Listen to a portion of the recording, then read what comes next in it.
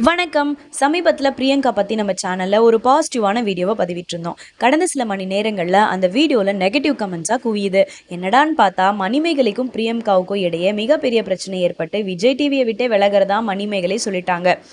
Cook with கோமாளி ஷோல மணிமேகலை தொகுத்து வழங்குறாங்க. பிரியங்கா போட்டியாளரா இருக்காங்க. ஆனா மணிமேகலை தொகுத்து வழங்கும் போதெல்லாம் பிரியங்கா இடையூறு பண்ணி அவங்கள மட்டம் தட்டுற மாரி கலாய்ச்சிருக்காங்க.